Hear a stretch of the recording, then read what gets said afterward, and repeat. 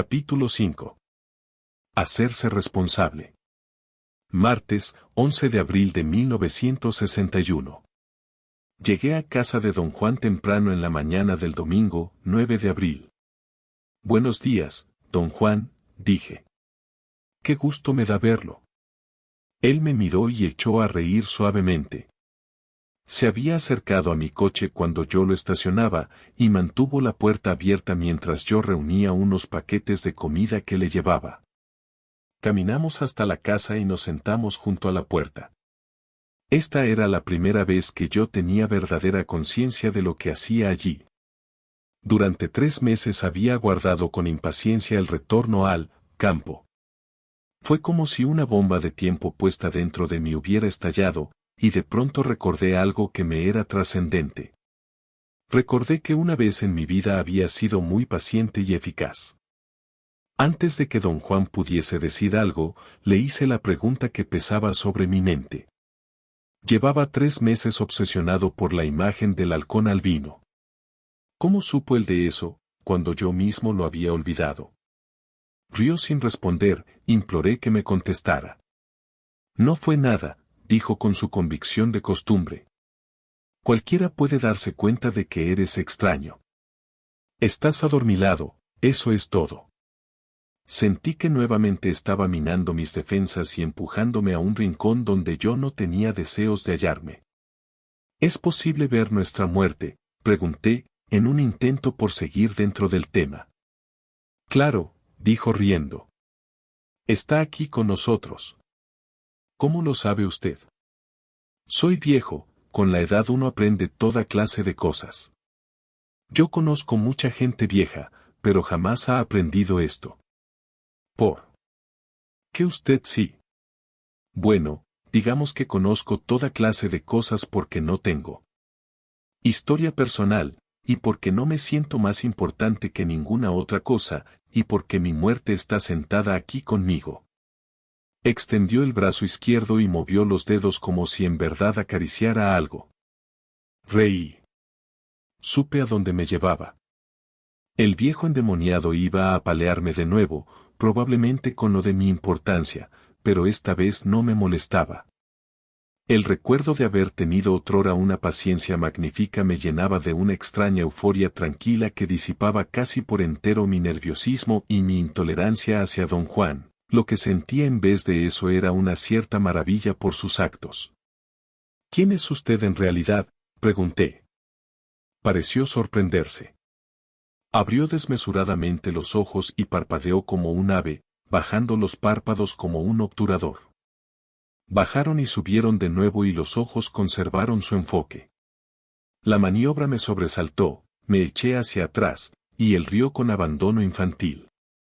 Para ti soy Juan Matus, y estoy a tus órdenes, dijo con exagerada cortesía. Formulé entonces mi otra pregunta candente. ¿Qué me hizo usted el primer día que nos vimos?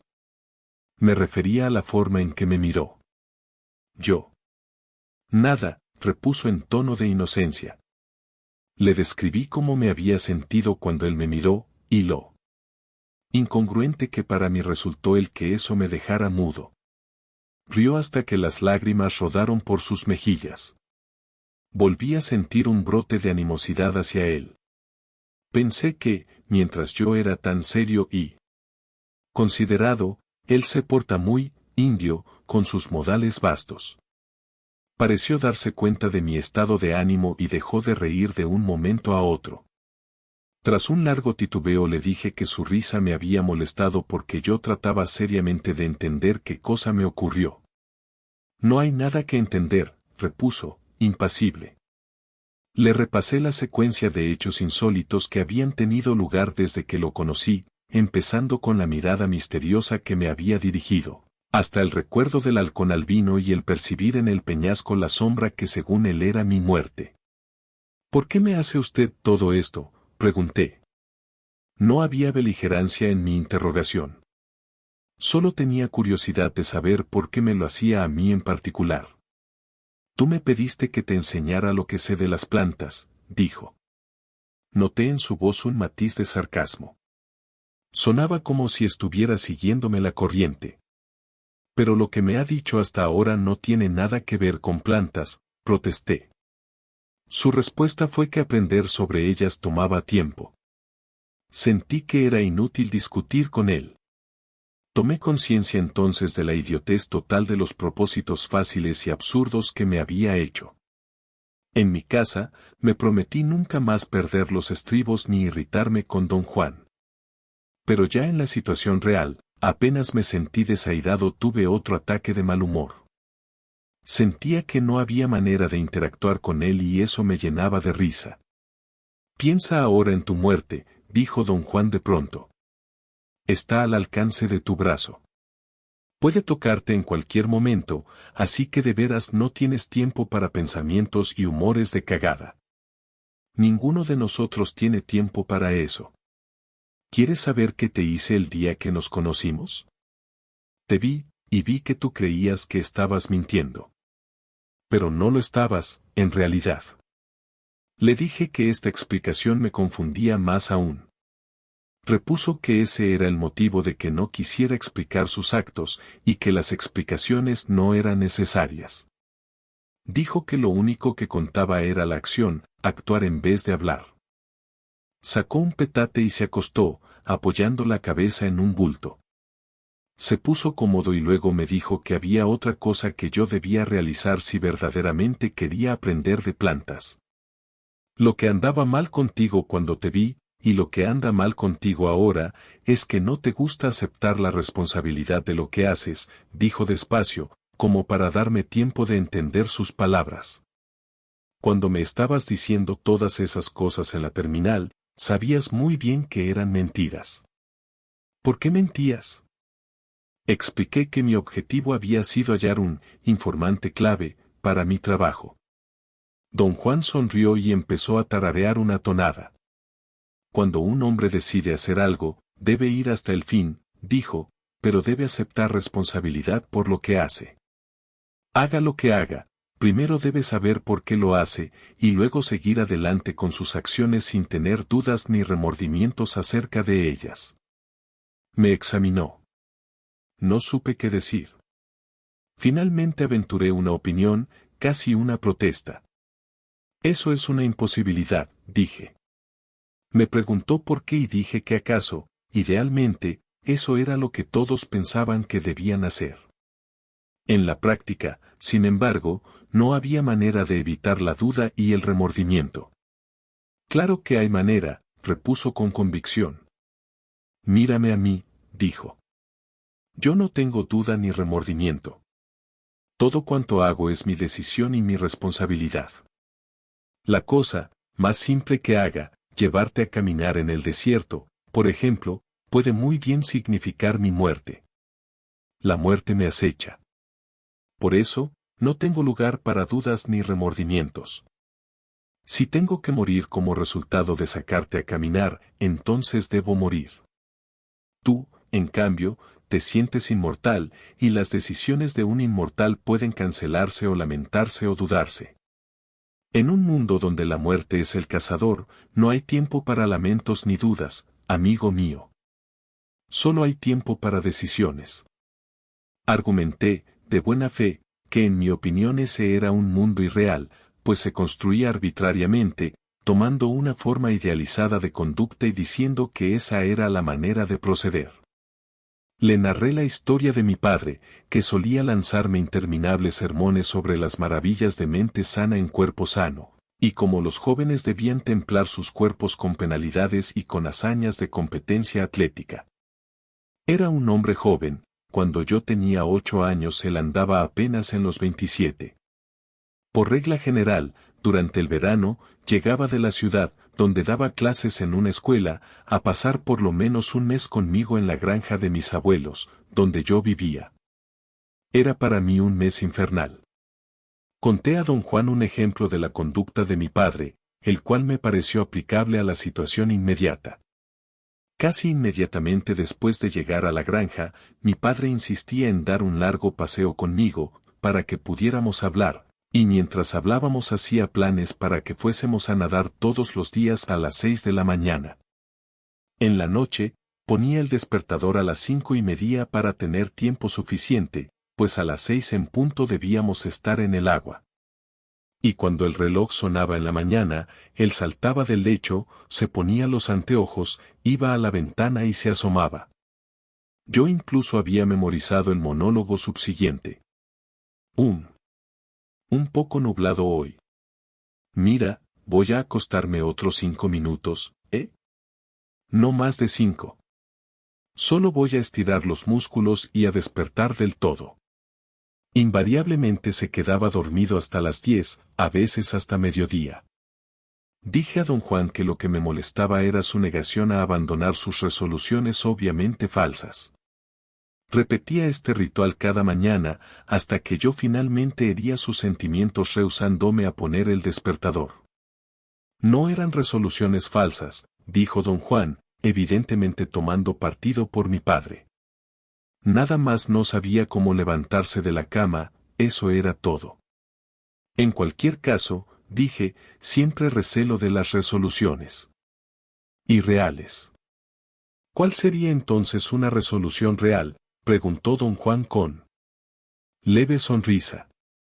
Si mi padre se hubiera dicho que no podía ir a nadar a las 6 de la mañana, sino tal vez a las 3 de la tarde. Tus resoluciones dañan el espíritu, dijo don Juan con aire de gran seriedad. Me pareció incluso percibir, en su tono, una nota de tristeza. Estuvimos callados largo tiempo. Mi inquina se había desvanecido. Pensé en mi padre. No quería nadar a las 3 de la tarde. ¿No ves?, dijo don Juan. Sus palabras me hicieron saltar. Le dije que mi padre era débil, y lo mismo su mundo de actos ideales. Jamás ejecutados. Hablé casi a gritos. Don Juan no dijo una sola palabra. Sacudió la cabeza lentamente, en forma rítmica. Me sentí terriblemente triste. El pensar en mi padre siempre me afligía. ¿Piensas que tú eras más fuerte, verdad?, preguntó él en tono casual. Le dije que sí, y empecé a narrarle toda la turbulencia emotiva que mi padre me hizo atravesar, pero él me interrumpió. ¿Era malo contigo?, preguntó. No. ¿Era mezquino contigo? No. ¿Hacía por ti todo lo que podía? Sí. ¿Entonces qué tenía de malo? De nuevo empecé a gritar que era débil, pero me contuve y bajé la voz. Me sentía un poco ridículo ante el interrogatorio de don Juan. ¿Para qué hace usted todo esto?, dije. Se supone que deberíamos estar hablando de plantas. Me sentía más molesto y deprimido que nunca. Le dije que él no tenía motivo alguno, ni la más mínima capacidad, para juzgar mi conducta, y estalló en una carcajada. Cuando te enojas siempre te crees en lo justo, ¿verdad?, dijo, y parpadeó como ave. Estaba en lo cierto. Yo tenía la tendencia a sentirme justificado por mi enojo. No hablemos de mi padre, dije, fingiendo buen humor. Hablemos de plantas. No, hablemos de tu padre, insistió él. Ese es el sitio donde hay que comenzar hoy. Si piensas que eras mucho más fuerte que él, ¿por qué no ibas a nadar a las 6 de la mañana en lugar suyo? Le dije que no podía creer que me estuviera preguntando eso en serio. Siempre había pensado que nadar a las 6 de la mañana era asunto de mi padre, no mío. También era asunto tuyo desde el momento en que aceptaste su idea, dijo don Juan con brusquedad. Repuse que nunca la había aceptado, que siempre había sabido que mi padre no era veraz consigo mismo. Don Juan me preguntó, como si tal cosa, ¿por qué no había yo expresado entonces mis opiniones? Uno no le dice esas cosas a su padre, dije, en débil explicación. ¿Por qué no? Eso no se hacía en mi casa, es todo.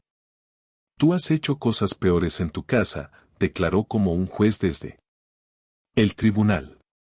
Lo único que nunca hiciste fue lustrar tu espíritu. Sus palabras, llenas de fuerza devastadora, resonaron en mi mente. Derribó todas mis defensas. No podía yo discutir con él. tomé refugio en la escritura de mis notas. Intenté una última explicación desvaída y dije que toda mi vida había encontrado gente como mi padre, que al igual que él me habían metido de algún modo en sus maquinaciones, y por lo general me dejaron colgado. Lamentos, dijo él con suavidad. Te has lamentado toda tu vida porque nunca te haces responsable de tus decisiones. Si te hubieras hecho responsable de la idea que tu padre tenía que nadar a las 6 de la mañana, habrías nadado tú solo en caso necesario, o lo hubieras mandado a callar la primera vez que abrió la boca cuando ya conocías sus mañas. Pero no dijiste nada. Por tanto, eras tan débil como tu padre. Hacernos responsables de nuestras decisiones significa estar dispuestos a morir por ellas. Espere, dije. Está usted enredando todo. No me dejó terminar. Yo iba a decirle que solo había usado a mi padre como ejemplo de una forma irreal de actuar y que nadie en su sano juicio estaría dispuesto a morir por una cosa tan idiota. No importa cuál sea la decisión, dijo él. Nada podría ser más ni menos serio que ninguna otra cosa. ¿No ves? En un mundo donde la muerte es el cazador no hay decisiones grandes ni pequeñas. Solo hay decisiones que hacemos a la vista de nuestra muerte inevitable. No pude decir nada. Transcurrió quizás una hora. Don Juan se hallaba perfectamente inmóvil sobre su petate, aunque no dormía. ¿Por qué me dice usted todo esto, don Juan?, pregunté. ¿Por qué me hace esto? Tú viniste conmigo, dijo él. No, no fue ese el caso, te trajeron conmigo. Y yo tengo un gesto contigo. ¿Cómo dice usted? Tú habrías podido tener un gesto con tu padre nadando en su lugar, pero no lo hiciste, a lo mejor porque eras demasiado joven. Yo he vivido más que tú. No tengo nada pendiente. No hay ninguna prisa en mi vida, por eso puedo tener contigo un gesto como es debido. En la tarde salimos de excursión. Mantuve con facilidad su paso y me maravillé nuevamente de su estupenda condición física. Caminaba con tanta agilidad, y con pisada tan firme, que junto a él yo era como un niño. Fuimos más o menos hacia el este. Noté que no le gustaba hablar mientras caminábamos. Si yo le decía algo, se detenía para responderme. Tras un par de horas llegamos a un monte, tomó asiento y me hizo seña de sentarme a su lado. En tono de dramatismo paródico, anunció que iba a contarme un cuento. Dijo que había una vez un joven, un indio desheredado que vivía entre los blancos, en una ciudad. No tenía casa, ni parientes, ni amigos. Había llegado a la ciudad en busca de fortuna y solo encontró miseria y dolor. De vez en cuando ganaba algunos centavos trabajando como mula, apenas lo bastante para un bocado, de lo contrario tenía que mendigar o robar comida. Don Juan dijo que cierto día el joven fue al mercado.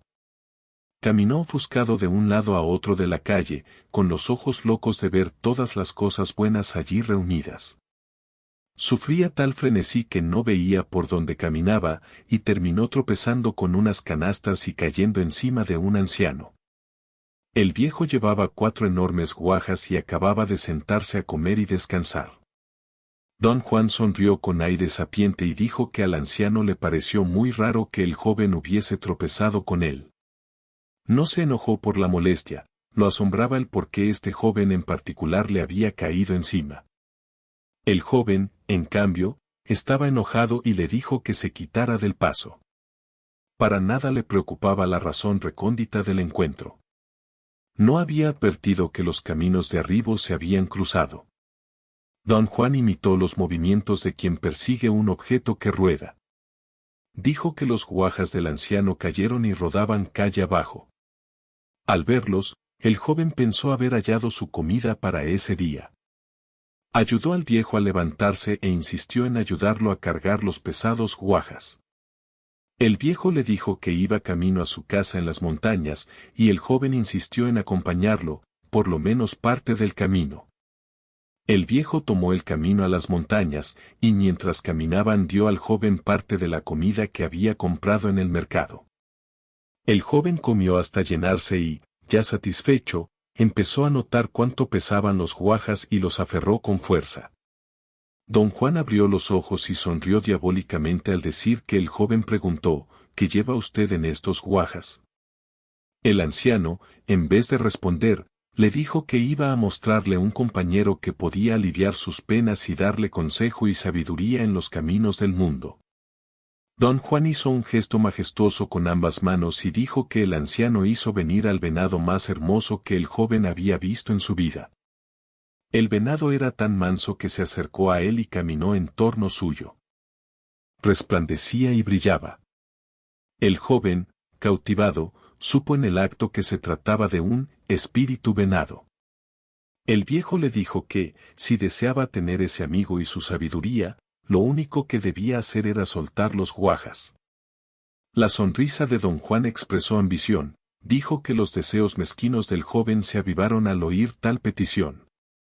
Los ojos de don Juan se hicieron pequeños y diabólicos cuando prestó voz a la pregunta del joven, ¿qué lleva usted en estos 4 guajas enormes? El anciano, dijo don Juan, repuso serenamente que llevaba comida, pinole y agua. Don Juan dejó de narrar la historia y caminó en círculo un par de veces. Yo no supe qué estaba haciendo. Pero aparentemente era parte de la historia. El círculo parecía representar las deliberaciones del joven. Don Juan dijo que, por supuesto, el joven no creyó una sola palabra. Calculó que si el viejo, quien obviamente era un brujo, se hallaba dispuesto a dar un espíritu venado, a cambio de sus guajas, estos debían estar llenos de un poder más allá de lo imaginable. Don Juan contrajo nuevamente su rostro en una sonrisa demoníaca y dijo que el joven declaró que deseaba quedarse con los guajas. Hubo una larga pausa que al parecer marcaba el final del cuento. Don Juan permaneció callado, pero me sentí seguro de que deseaba una pregunta mía, y la hice. ¿Qué pasó con el joven? Se llevó los guajas, repuso él con una sonrisa de satisfacción. Hubo otra larga pausa. Reí. Pensé que este había sido un verdadero cuento de indios. Los ojos de don Juan brillaban, me sonreía. La circundaba un aire de inocencia. Empezó a reír en suaves estallidos y me preguntó. ¿No quieres saber de los guajas? Claro que quiero saber. Creí que allí acababa el cuento. ¿O no? Dijo con una luz maliciosa en los ojos. El joven tomó sus guajas y corrió a un sitio apartado y los abrió. ¿Qué halló? Pregunté. Don Juan me observó y tuve el sentimiento de que se hallaba al tanto de mi gimnasia mental. Meneó la cabeza, riendo por lo bajo. Bueno, lo insté. ¿Estaban vacíos los guajas? Solo había pinole y agua dentro de los guajas, dijo él. Y el joven, en un arranque de furia, los rompió contra las piedras. Dije que su reacción era natural, cualquiera en su lugar habría hecho lo mismo. La respuesta de don Juan fue que el joven era un tonto que no sabía lo que andaba buscando. Ignoraba lo que era el poder, de modo que no podía decir si lo había encontrado o no. No se hizo responsable de su decisión, por ello lo enfureció su error. Esperaba ganar algo y en vez de ello no obtuvo nada. Don Juan especuló que, si yo hubiera sido el joven y hubiese seguido mis inclinaciones, me habría entregado a la furia y al remordimiento para, sin duda, pasar el resto de mi vida compadeciéndome por lo que había perdido. Luego explicó la conducta del viejo. Astutamente, alimentó al joven para darle el valor de un estómago lleno, de modo que el joven, al hallar solo comida en los guajas, los rompió en un arrebato de ira. Si hubiera estado consciente de su decisión y se hubiera hecho responsable de ella, dijo don Juan, se habría dado por bien satisfecho con la comida. Y a lo mejor hasta se hubiera dado cuenta de que esa comida también era poder.